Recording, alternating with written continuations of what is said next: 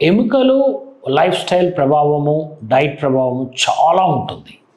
ఇప్పుడు sedentary life ఉండి ఎక్కువగా కూర్చొనుండి బయట తిరగకుండా ఒబిసిటీ అంటే లావుగా ఉంటే బోన్స్ అన్నీ మెత్తబడిపోతాయి, జాయింట్స్ దెబ్బతింటాయి, ఆర్థరైటిస్ వచ్చే అవకాశం ఎక్కువ ఉంటుంది, ఆస్టోపోరోసిస్ వచ్చే అవకాశం ఉంటుంది, మజిల్స్ వీక్ అయిపోతాయి, వైటమిన్ డి ఉండదు, ఎక్కువ దూరం నడవలేరు, ఆస్టోపోరోసిస్ అండ్ కాల్షియం డెఫిషియన్సీ వల్ల బోన్స్ దెబ్బతింటాయి. సరైనటువంటి ఆహార అలవాట్లు లేకపోతే బోన్స్ దెబ్బతింటాయి.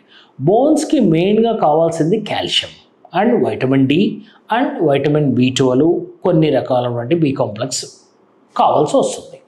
మనకి సెడెంటరీ లైఫ్, సరైనటువంటి ఆహార పద్ధతులు లేకపోతే ఈ వైటమిన్స్ డెఫిషియన్సీ, కాల్షియం డెఫిషియన్సీ వల్ల ఎముకలు దెబ్బతినే అవకాశం చాలా ఎక్కువగా ఉంటుంది.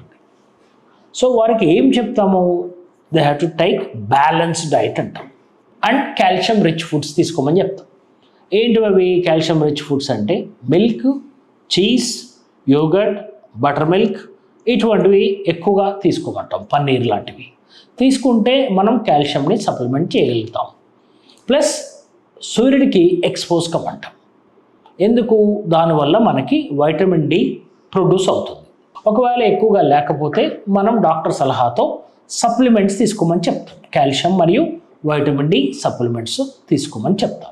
62 లక్షల మంది ప్రజల్లో మెడ్ప్లస్ బ్రాండ్ మెడిసిన్స్ కి మారడం వలన 915 కోట్ల రూపాయలు సేవ్ చేసుకున్నారు. అదే మెడిసిన్స్, అదే క్వాలిటీతో 50 to 80% డిస్కౌంట్లు.